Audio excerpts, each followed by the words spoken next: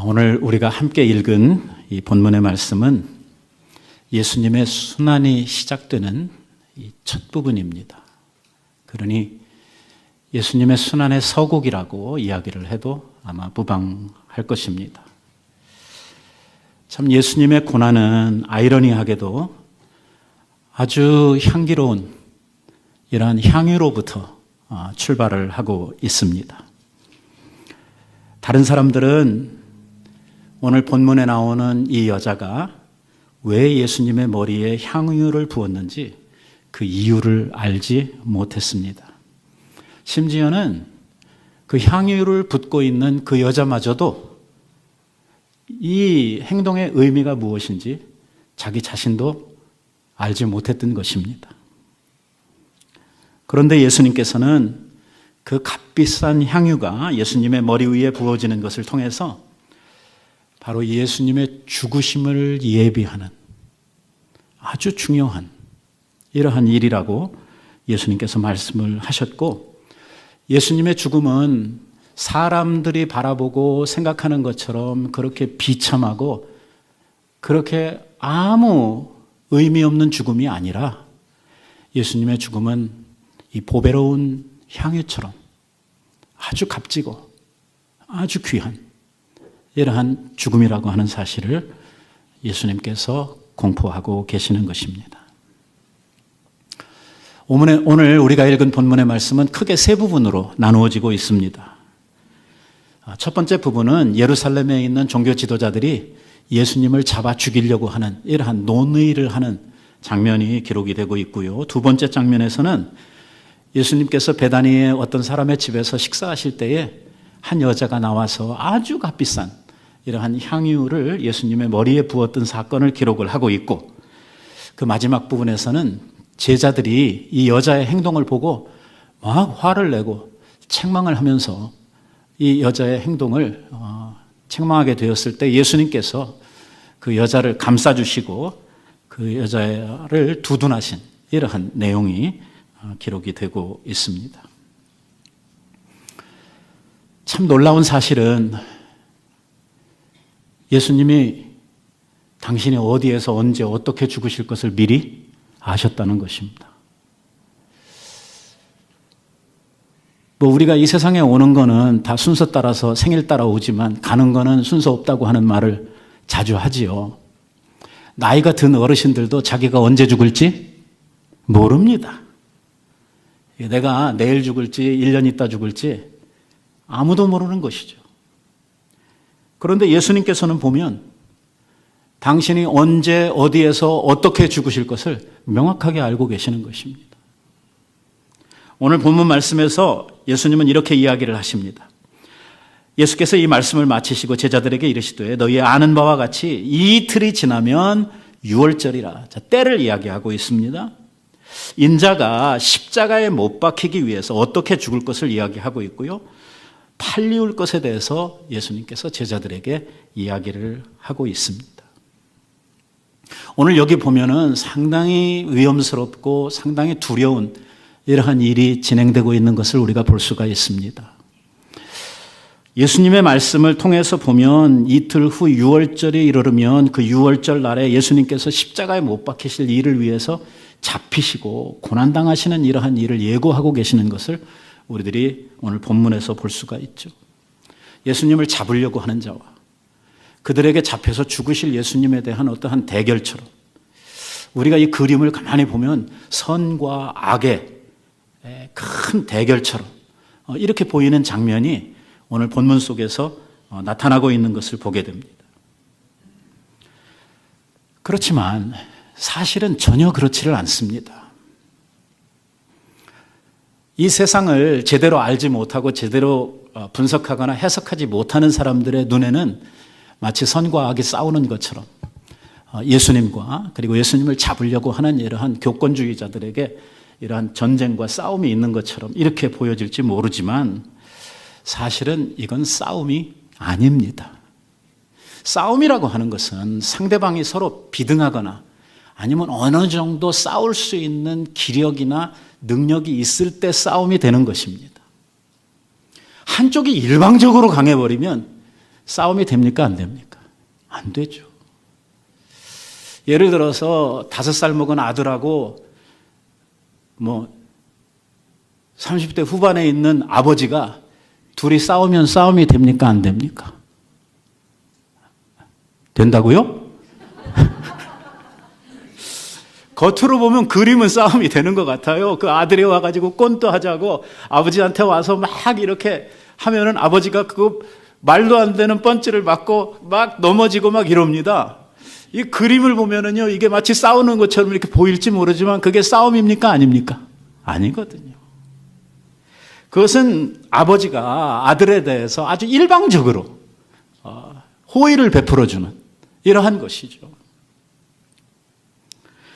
오늘 예수님께서 이러한 교권주의자들에 의해서 잡히시고 죽으시고 하는 이러한 일들이 마치 선과학이 더불어서 싸우다가 한쪽이 피해를 당하고 한쪽이 이렇게 전쟁에서 지는 것 같은 그러한 느낌으로 이것을 바라보는 것은 완전히 잘못된 이러한 판단이고 이러한 생각입니다. 오히려 이러한 악들은 하나님의 허용 안에서 하나님의 뜻을 이루어가는 방편이라는 것입니다. 오늘 이 모든 되어지는 일의 주권자, 이 일을 계획하시고 이 일을 이루어 가시는 분은 누구냐면 하나님이시라고 하는 사실이죠. 악한 자들이 아무리 날뛰고 아무리 몸부림을 쳐도 결국 자기네들의 하는 일을 통해서 뭐가 이루어지냐면 하나님의 뜻이 이루어지도록 되어져 있다는 것입니다. 다시 말하면 하나님 손바닥 안에서 되어지는 이러한 일이라고 하는 것이죠. 그럼 악한 자는 어떻게 됩니까? 그렇게 이러한 예수님을 대항해서 이런 나쁜 짓을 하고 자기 하고 싶은 대로 술수를 동원해 가지고 예수님을 괴롭게 했던 이러한 사람들은 어떻게 되는 것입니까? 하나님의 뜻을 이루었다고 해서 그들이 상 받는 것은 아닙니다. 그들은 자기들이 행한 악으로 말미암아 그 악에 대한 결과로 악에 대한 열매로 하나님의 심판을 면할 수가 없는 것이죠. 이것이 바로 하나님께서 가지고 있는 자신감입니다. 사단이 실컷 제 멋대로 날뛰고 자기가 할 수 있는 모든 괴계를 다 동원을 해가지고 괴롭히고 힘들게 하고 이러는 것 같지만 하나님께서는 그 가운데에서도 당신의 계획을 이루어가고 계시고 결코 하나님이 사단의 손에서 놀아나시지 않는다는 것입니다. 결국 하나님은 오래전부터 계획하셨던 이 사람들을 향하신 우리 당신의 자녀들을 향하신 구원 계획을 철저하게 이루어가고 계실 뿐만 아니라 오늘 하나님은 하나도 실수함이 없이 하나님께서 생각하고 있는 모든 일들을 완벽하게 이루시고 있다고 하는 것이죠. 이것을 가르쳐서 우리는 하나님의 주권이라고 부릅니다. 하나님이 하시는 일이라는 것입니다. 우리가 하나님의 계획이나 하나님의 뜻을 완벽하게 이해를 하고 있지 못하는 상태에서 세상에 돌아가는 일들을 보면 막 악이 승리하는 것 같고 나쁜 사람들이 막 더 득세하는 것 같고 이렇게 보이지만 사실 그 전체 그리고 하나님의 안목을 가지고 그 사실들을 들여다보면 결코 악이 승리할 수도 없고 하지도 않는다고 하는 것입니다. 결국 이 세상의 주인은 하나님이시고 그 결말은 어떻게 날 거냐면 하나님의 뜻대로 결말이 날 것입니다. 그러니까 우리 믿는 사람들에게 있어서 중요한 사실은 뭐냐면 하나님의 주권을 인정하는 일입니다. 그리고 하나님의 뜻을 인정하는 것이죠. 결국 이 세상은 하나님께서 만드셨고 하나님이 통치하시고 하나님이 끝내실 것이기 때문에 이 세상은 하나님 손에 달려져 있다는 것입니다. 이러한 하나님이 주인 되신다고 하는 것을 우리가 인정을 하고 하나님의 뜻대로 되어갈 세상이라고 하면 하나님의 뜻에 순복하며 살아가는 것이 오늘 하나님의 자녀된 우리들이 해야 될 일이고 하나님의 뜻을 우리들이 깨달아 알고 그 뜻대로 순종해 가기 위해서 하나님께서 우리에게 주신 지혜의 말씀이 되시는 오늘 진리의 말씀, 이 성경 말씀을 우리들이 잘 이해를 하고 그 말씀을 따라 사는 일이 우리들에게 있어서 중요한 일이라고 하는 것입니다. 여기서 우리들이 꼭 기억해야 되는 것이 있는데 그것은 무엇이냐면 우리들이 살면서 당면하는 이러한 고난이나 아니면 사단의 모든 도전과 괴계로 말미암아 우리들을 두렵게 하는 이러한 모든 사건에 대해서 우리는 결코 이러한 사단의 노름에 놀아나서도 안 되고 이 사단이 우리를 두렵게 하는 이러한 일에 두려워해서도 안 된다는 것입니다. 중요한 것은 사단이 아무리 날뛰어도 하나님의 뜻이 아니면 그리고 하나님께서 내시는 결말이 아니면 자기 뜻대로 사단이 할 것은 아무것도 없다는 것입니다. 하물면은 참새 2마리가 저기 달려 있다가 하나가 떨어지는 것도 하나님의 뜻이 아니면 안 된다고 성경은 우리들에게 이야기하고 있는 것입니다. 중요한 것은 세상의 주인은 하나님이시라는 것입니다. 마귀가 주인이 아니라고 하는 것이죠. 세상의 어떠한 악한 것도 그 악의 앞잡이가 되어가지고선 막 세상을 두렵게 하고 이 세상을 뒤흔드는 이러한 주권자라고 하더라도 그들이 세상의 주인이 아니라고 하는 것입니다. 결국 하나님의 뜻대로 될 것입니다. 악한 자들의 끝에는 뭐가 있냐면 심판이 있을 뿐입니다. 이러한 하나님을 우리들이 이해하고 하나님을 알고 그 하나님을 믿고 확신한다고 하면은 하나님의 주권을 인정을 하고 하나님의 뜻대로 살아가려고 노력하는 것이 우리 그리스도인들이 해야 될 일이라고 하는 것입니다. 오늘 우리가 읽었던 말씀에 보니까 그때의 대제사장들과 백성의 장로들이 가야바라고 하는 대제사장의 관정에 모여가지고 예수를 잡아 죽이려고 의논하여 말하기를 밀란이 날까 하노니 명절에는 하지 말자라고 자기네들끼리 이렇게 지금 서로 의논을 하고 있는 상황입니다. 우리 예수님은 소위 하나님을 잘 믿는다고 하는 사람들, 그리고 하나님을 믿는 사람들의 대표였던 사람들, 그러니까 당시에 그 이스라엘의 종교를 지도해가는 지도층들, 최고 지도자들, 대제사장, 백성들의 장로들, 이러한 사람들에 의해서 배척을 당하고 끝내는 그 사람들에 의해서 죽임을 당하는 이러한 결말을 맞게 됩니다. 이 정말 역사의 아이러니가 아닐 수가 없습니다. 도대체 하나님 잘 믿는다고 스스로 자부하고 있는 이 종교 지도자들이 왜 예수님을 잡아 죽이는 일을 했을까요? 뭐 때문에? 예수님이 뭘 그렇게 지들한테 잘못했다고? 왜 이들은 예수님을 그토록 싫어하고 예수님을 잡아 죽이는 데까지 그들의 증오와 그들이 가지고 있는 마음을 그 끝까지 이렇게 악으로 치달았을까요? 여기서 가장 중요한 사실은 뭐냐면 그들은 자기들 자신들이 하나님을 믿는다고 이야기는 하고 있지만 사실은 하나님을 믿지 않을 뿐만 아니라 사실은 하나님을 제대로 알지도 못하고 있는 사람들이었다는 것입니다. 그들은 대제사장이고 자기네들이 믿는 종교의 지도자들일지는 모르지만 그들은 하나님께 속한 사람들은 아니었습니다. 참 놀랍지 않습니까?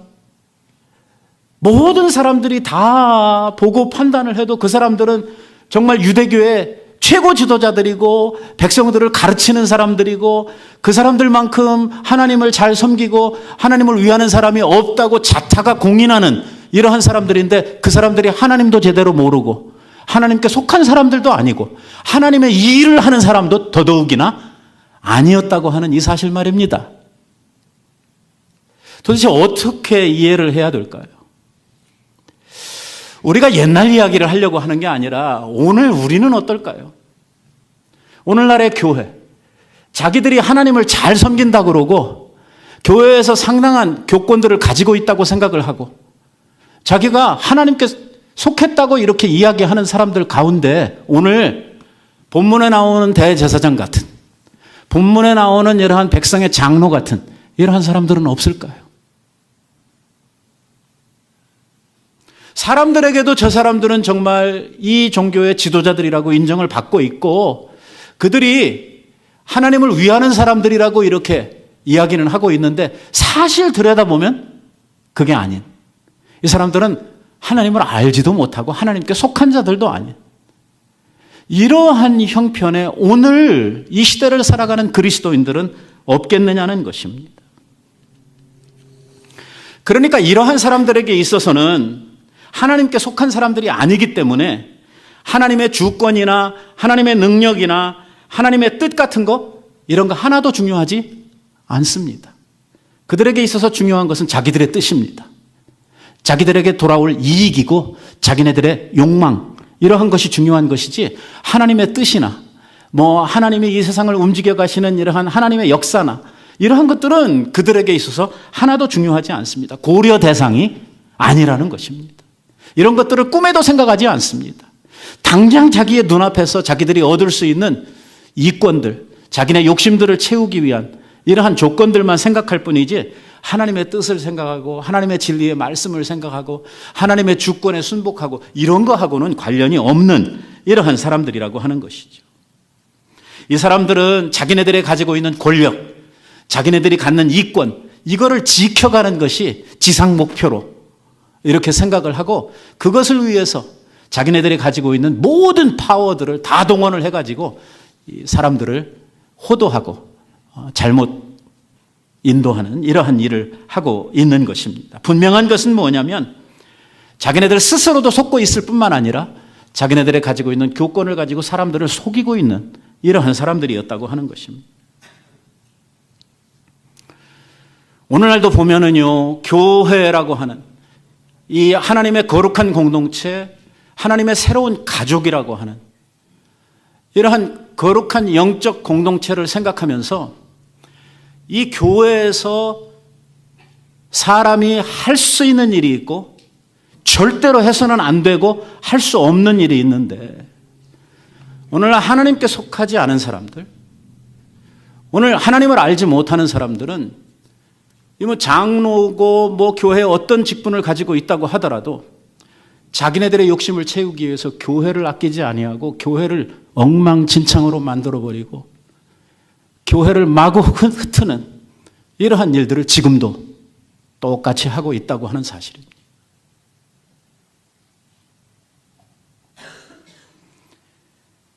이 유대교의 지도자들이 이러한 일들을 해가면서 오늘 자기들의 정적이라고 생각이 드는 예수라고 하는 사람을 봤을 때 자기들의 눈으로 보기에는 이 예수라고 하는 사람이 아주 허접해 보이는 것입니다. 저 뭐야 저거? 아무것도 아니잖아요. 이 사람이 무슨 어디에서 랍비로서의 교육을 받아가지고 라이센스를 가지고 있는 사람도 아니고 어떤 자기네들이 인정하는 이러한 제사장 가문이나 이런 데서 나와가지고 어떤 사회적인 배경을 가지고 있는 것도 아니고 이 예수님을 자기네들의 눈으로 바라보면 정말 별 볼 일 없는 인간이거든요. 저 목수의 아들로 태어나서 그냥 그렇게 지금까지 살아오다가 갑자기 자기가 무슨 민족의 지도자인 것처럼 나와가지고선 자기네들을 대항하는 이러한 이 반민족 세력 같은 이러한 사람으로 보여졌을 것입니다. 그야말로 예수님을 따른다고 하는 사람들도 보면은 다 가난하고 힘없고 예수님이 평소에 별명으로 들었던 것이 세리와 창녀의 친구들이다 하는 이러한 소리를 들었던 것을 보면 예수님을 쫓아다니고 예수님과 어울렸던 이러한 사람들이 다 힘없고 별 볼 일 없는 사람들이었거든요. 사회의 소외계층들이. 그러니까 이거 막 무시해도 아무 상관없는 이러한 사람들의 우두머리 정도로 예수님이 그들의 눈에는 보여졌던 것입니다. 뭐요? 예수님이 누구신지를 전혀 알지를 못하는 것이죠. 예수님에게 자기들이 알지 못하는 능력, 알지 못하는 권세, 알지 못하는 지혜가 있다고 하는 것을 전혀 꿈에도 지금 깨닫지를 못하고 있는 것입니다. 예수님께서 그런 사인들을 여러 차례 보여주셨습니다, 이미.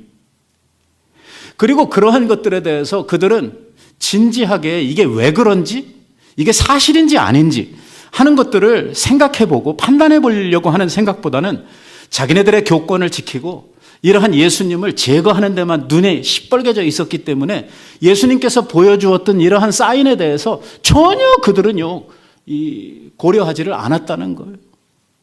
예수님께서 때때로 당신이 하늘로부터 온 하나님의 아들이라고 하는 사실과, 그리고 당신이 세상 사람들의 죄를 속죄하시는 구속주가 되신다는 사실, 창조주로서의 권세를 가지고 있다는 사실, 그 많은 일들을 3년 동안에 걸쳐서 많은 사람들에게 선포를 했거든요. 도대체 누가 말 한마디로 풍랑을 한 방에 잠잠케 할 수 있는지, 누가 보리떡 5개를 가지고 5,000명을 먹일 수 있는지, 그 속에 담겨져 있는 의미는 무엇이고 뜻은 무엇이고, 이런 일을 행하고 있는 저 사람은 누군지 알아볼 생각도 하지 않았단 말이에요. 특별히 예수님께서 성전에 올라오셔서 2차례나 걸쳐서, 성경에 기록되고 있는 것만 2차례지만 성전에 올라오실 때마다 예수님께서 성전을 청결케 하는 일을 하셨잖아요. 장사하는 사람들 다 내쫓으시고 예수님께서 그 안에서 성전을 더럽히고 있는 사람들을 쫓아내셨던 이러한 일을 하셨을 때에 도대체 저 사람이 누군데 이런 일을 하고 있는지, 아니 자기들이 가지고 있는 교권 앞에서 이런 일을 할 수 있는 사람이 도대체 누군지 생각조차 하지를 않았단 말이에요. 그저 자기네들의 이권에 방해가 되고 자기들을 괴롭게 하는 한 사람으로 정도만 이해를 하고 이 예수님에 대한 바른 이해를 가져보려고 노력하지 않았다는 것입니다. 단지 자기네들의 가려고 하는 길에 방해를 피는 거침돌 정도로 생각을 하고 저걸 빨리 치워야 우리가 우리의 길을 잘 갈 수 있다라고 생각을 해서 그들은 예수님을 죽여버리려고 하는, 하나님 잘 섬긴다고 하는 사람들이 이렇게 하면 됩니까? 사람 죽일 궁리나 하고 살인에 대한 계획이나 세우면서 자기네들이 하나님 잘 섬기는 사람이라고 이렇게 말할 수 있습니까? 결국 그들은 예수님도 알지 못했지만 모두 이해를 못하고 있냐면 자기 자신들에 대해서도 이해를 못하고 있는 것이죠. 이런 상황 속에서 예수님을 잡아 죽이려고 하는 이러한 모의가 아주 급격하게 진행되고 있는 상황 속에서 오늘 아주 중요한 사건 하나가 벌어지는데 그게 뭐냐면 향유 사건입니다. 한 여자가 식사하시는 예수님 앞에 나와서 아주 값비싼 향유 한 옥합을 예수님의 머리에 부었다는 것입니다. 예수께서 베다니 나병 환자 시몬의 집에서 계실 때에 한 여자가 매우 귀한 향유 한 옥합을 가지고 나와서 식사하시는 예수의 머리에 부으니 그랬어요. 놀랍게도요, 예수님의 행적을 적고 있는 사복음서에 보면 이 향유 사건이 다 기록이 되고 있습니다. 우리가 이미 성경을 많이 읽어서 알고 있습니다만은 어떤 사건은 어느 복음에서만 다루고 어떤 사건은 한 2복음서에서 다루고 이렇게 사건들마다 다루고 있는 범위가 제한적으로 기록이 되고 있는 것을 우리가 알 텐데 오늘 이 사건은 4복음에서 다 다루고 있어요. 무슨 뜻입니까? 그만큼 중요했던 사건이라는 거예요.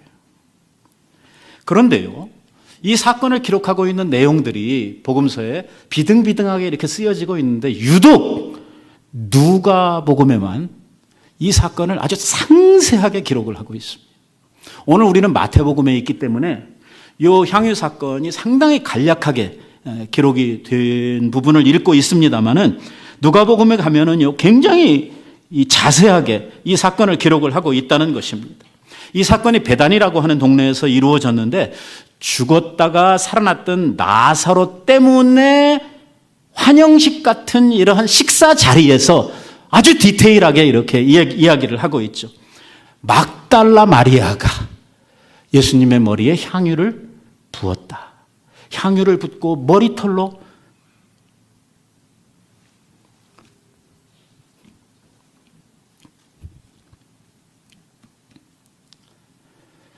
예수님의 발을 씻었다.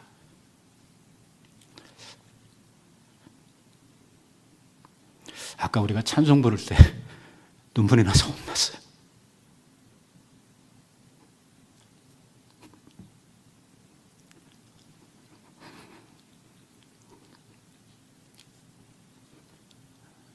제가 오늘 설교할 내용들을 일주일 내내 묵상하고 지나왔으니까 아까 그 찬송 부를 때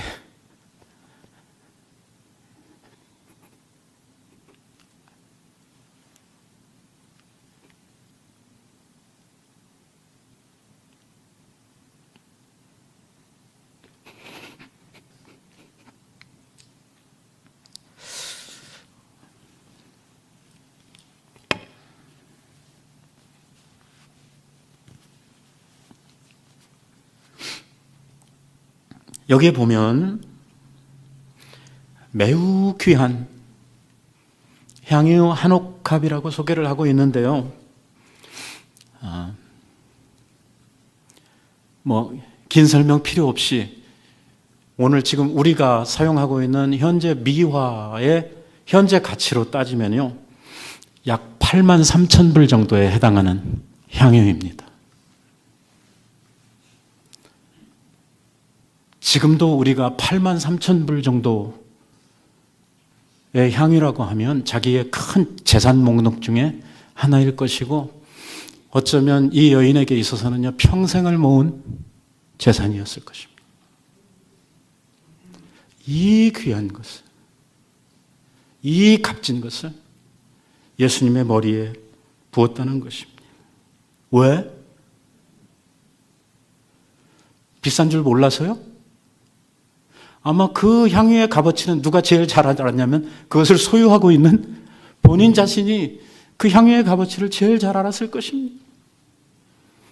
그러면 무슨 이유에서 이 여자는 예수님의 머리에 이 정말 전 재산과도 같은 향유를 깨어 그 머리에 부었느냐 하는 것입니다. 뭐 때문에? 왜? 제자들만큼 똑똑하지 못해서요? 아니면 그게 평소에 그렇게 값어치 없는 것이기 때문에? 다시 말하면 자기가 가지고 있는 그 향유를 다 부어도 예수님을 향한 자기의 마음을, 예수님에 대한 자기의 마음의 감사를 다 표현할 수 없다고 생각을 한 것이거든요. 말이 필요 없거든요. 100마디에 감사하다는 말보다 이 한 번의 향유를 붓는 이 행동을 통해서 주님을 향한 자기의 마음을 지금 표현을 하고 있는 것이거든요. 중요한 사실은 예수님께서 조금 뒤에 이 여자가 한 이 일이 바로 이런 의미다라고 하는 것을 설명해 주시기까지 이 여인도 지금 자기가 하고 있는 일을 알지를 못했어요. 그것이 바로 하나님의 주권이라는 거예요. 하나님께서는 이 일을 통해서 뭘 하고 계시냐면 예수 그리스도의 죽으심을 예비하고 있다고 지금 말씀을 하고 있는 거예요. 이 여자가 그거 알았어요? 몰랐어요. 이 여자가 안 것은 뭐냐면 바로 예수님께서 당신을 향해서 베풀어 주셨던 그 은혜, 그 사랑, 그것만 알고 있는 거예요. 이 향유를 그분에게 다 부어도 자기가 받은 그 은혜, 자기가 받은 그 사랑을 다 표현할 수가 없고, 또 이것이 그렇게 부어진다고 하더라도 하나도 아깝지 않은, 예수님은 이러한 대접을 받아도 충분하신 이러한 분이라고 하는 것을 그 마음속에서 믿고 있었기 때문에 거침없이 이 일을 예수님 앞에 할 수가 있었던 것이죠. 참 대단한 대조 아닙니까?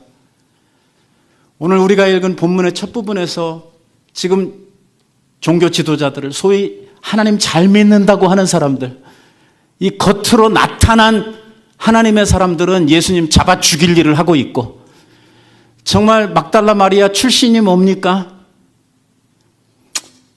창녀 출신이었다고도 하고, 나중에는 귀신 들려가지고 7 귀신이 들려서 앞뒤도 구별하지 못했던, 정말 사람들로부터 버림받고 손가락질 당하고 정말 가장 비참하고 더러운 이러한 여자라고 하는 이 여자는 예수님의 십자가의 죽으심을 앞두고 주님의 장례를 예비하는 이러한 정말 엄청난 일을 하고 있는 이 대조를 한번 보란 말이에요.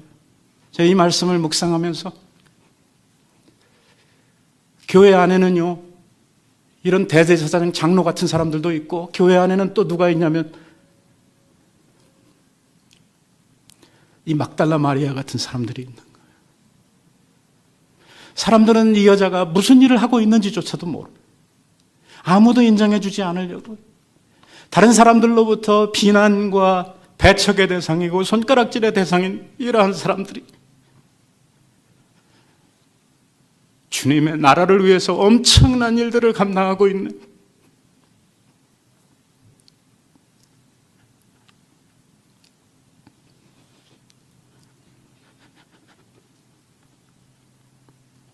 이런 일들이 교회 안에는 부지기수로 있는 것이죠. 우리가 우리의 눈으로 보이는 것만 가지고 다 판단할 일은 아니라고.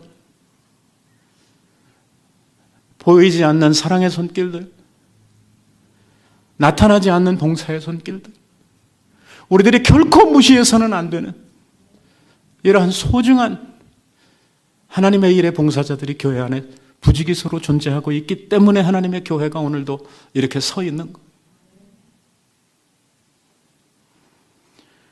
오늘 본문에 나오는 시몬이라고 하는 사람은 정확하게는 알 수 없지만 과거에 나병이 걸렸던 이러한 사람인 것 같고, 이 사람도 예수님에 의해서 병의 나음을 받아서, 나병이라는 게 어떤 병입니까? 정말 당시에 가족들이나 친구들하고 같이 살 수 없어서 격리되어야만 하고 이스라엘의 회중 가운데 들지 못하는 이러한 사람을 우리 주님께서 고쳐주심으로 말미암아 사람다운 인생을 살아갈 수 있도록 바꾸어 주신, 그래서 그런 은혜 입은 사람들이 함께 모여서 나누는 식사의 자리, 얼마나 아름답고 얼마나 귀한 자리, 이 자리에서 이 놀라운 일이 벌어지고 정말 자기의 인생을 바꾸어 주시고 자기의 삶의 목표를 바꾸어 주시고 감당할 수 없는 은혜를 주신 주님 앞에 감사의 자리로 모여서 함께 화답하며 식사하고 있는 이 자리, 그 자리에 정말 향기로운 향유가 쏟아 부어지는 이 놀라운 은혜로운 장면.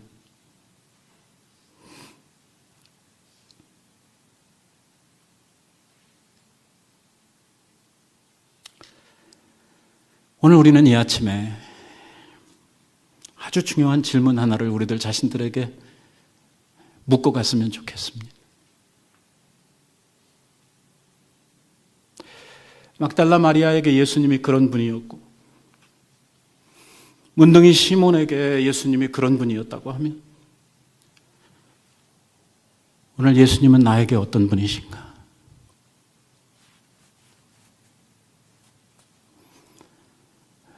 내가 주님의 은혜를 입었다고 하면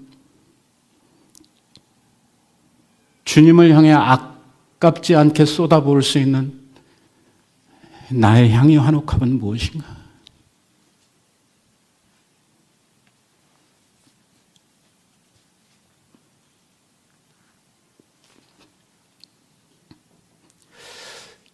예수님이 아니었다면 나는 지금 어디에서 무엇을 하고 있을까?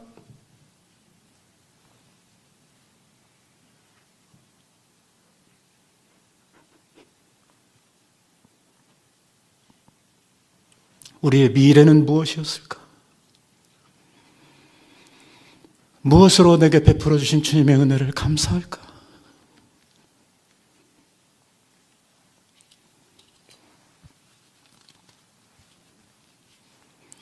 이런 은혜로운 자리예요. 분위기 깨는 사건이 벌어집니다. 이 향유가 예수님의 머리에 부어진 이 거룩하고 향기로운 이 식사 자리에 제자들이 나서가지고요, 이 여자의 행동을 책망하고 욕하는 장면이, 비난하는 장면이 나오는 것입니다. 이게 오늘 본문에는 누구라고 밝히질 않았지만요, 요한복음에 가보니까 이게 누구냐면 가룟 유다예요.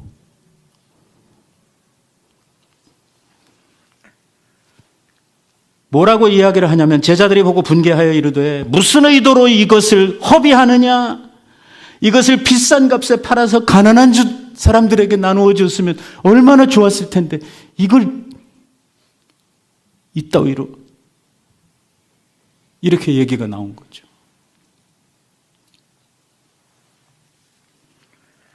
너무나 멋지지 않아요?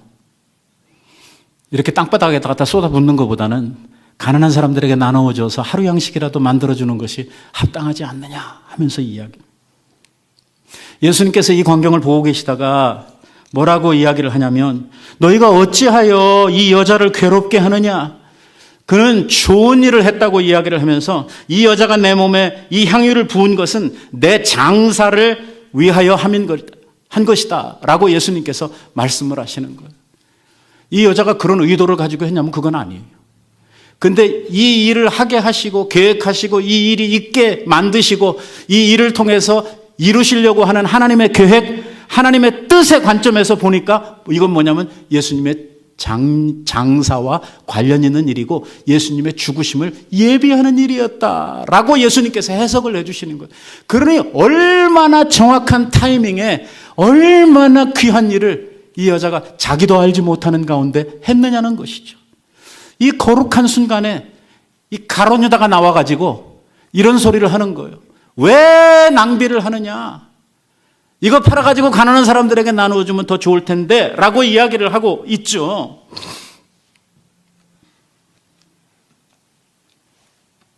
예수님이 가셔야 될 그 죽음의 길, 예수님의 장사를 예비한다고 그랬는데 예수님이 가셔야 될 그 길이 얼마나 험하고 힘든 길입니까?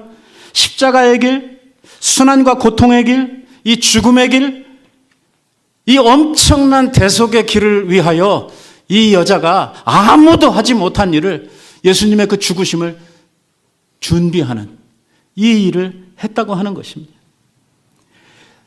막상 이 시간이 오면 예수님을 쫓고 예수님과 함께 했던 제자들 다 도망치고 예수님과 함께 하겠다고 했던 사람, 예수님 따라다니는 사람들이 다 예수님을 향해서 비난하고 욕하고 예수님 십자가에 못 박으라고 이제 소리 지르는 이러한 정말 엄청난 배신이 생겨나고 예수님 홀로 외롭게 가셔야 될 그 십자가의 길을 위하여 이 여자가 이렇게 귀한 일을 하고 있는 이 엄청난 순간에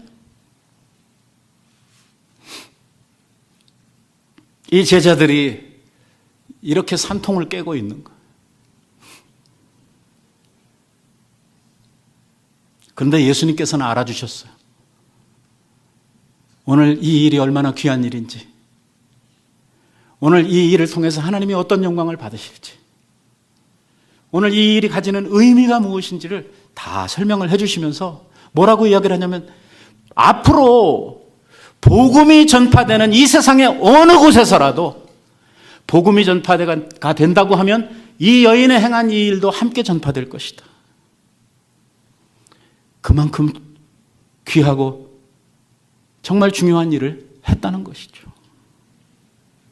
그러면서 예수님께서는 가난한 자들은 항상 너희와 함께 있거니와 나는 너희와 항상 함께 있지 않을 것이라고 말씀을 하셨죠.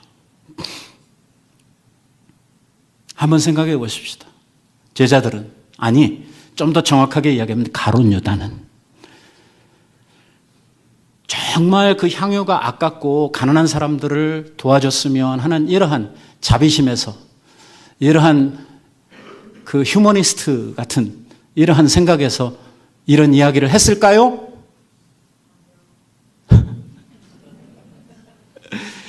요한복음에 보니까 아니더란 말이에요.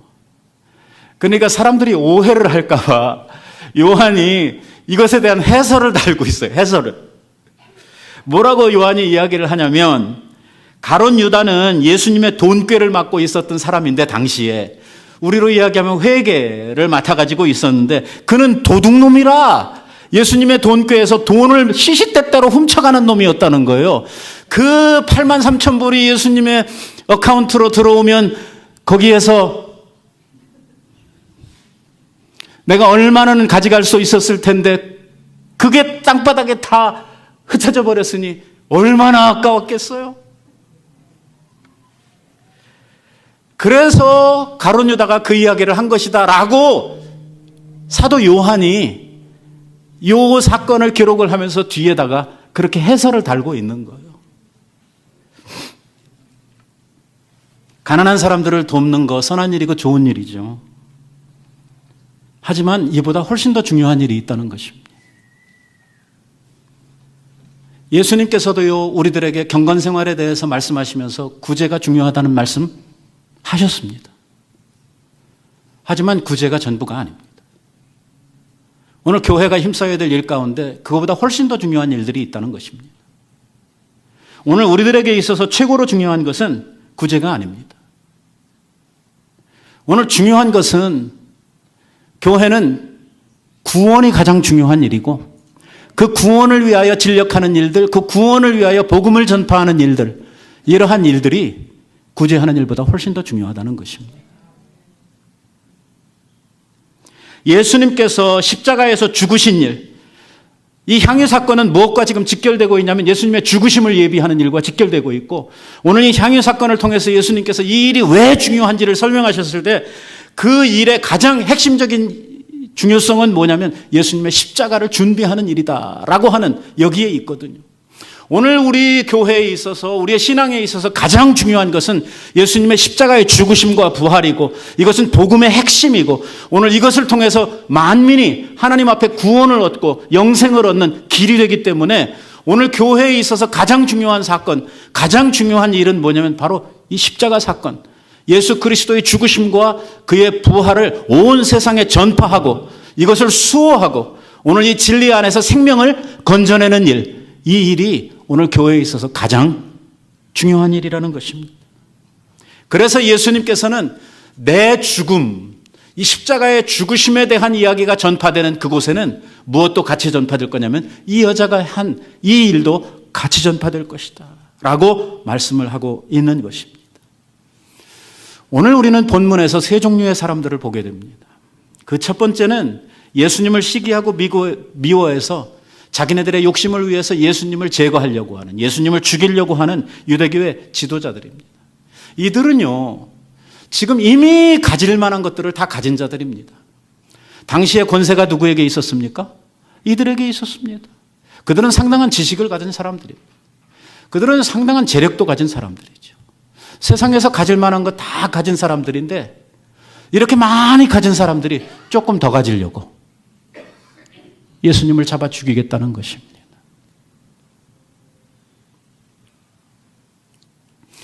아주 값비싼 향유를 부은 이 여인입니다. 거듭 이야기를 하고 있지만 이 여자 그렇게 출신 성분도 좋지를 못하고 변변한 직업도 없었던 사람이죠. 아마 이 여인에게 있어서의 향유 한 옥합은 그 여자가 가지고 있는 전체의 재산일 수도 있었다는 것입니다. 하지만 주님의 사랑에 감복하고 자기에게 새 인생을 허락해 주신 주님께 감사해서 이 모든 것을 아깝지 않게 주님 앞에 드렸던 이 여인의 헌신입니다. 세 번째 분류는 이 여인의 행동을 일시적인 기분을 위해서 많은 돈을 허비하는 것으로 잘못 이해하고 잘못 생각한 제자들, 특히 가룟 유다에 대한 이야기입니다. 구원을 위하여 드리는 우리의 노력은 하나도 낭비하거나 허비될 것이 없습니다. 한 영혼을 구하시려고 하시는 하나님의 노력은 천하도 귀한 것으로 여기시지 않는다고 말씀을 하고 있는 것입니다. 교회는 영혼 구령하기 위해서 서 있는 곳이 교회의 본질입니다. 그래서 오늘 교회는 구원을 위하여, 하나님의 복음을 위하여 우리는 우리의 가진 모든 것들을 쏟아 부을 수 있어야 되는 것입니다. 거기에 아까운 것이 있어서는 안 된다는 것이죠. 오늘 우리는 이 말씀을 대하면서 오늘 이 시대에도 하나님의 교회가 바로 이러한 사람들로 이 교회를 구성하고 있다고 하는 사실입니다. 오늘 나는 어디에 속한 사람인가? 한번 내 자신을 이 진리의 안경을 쓰고 살펴볼 필요가 있다는 것입니다.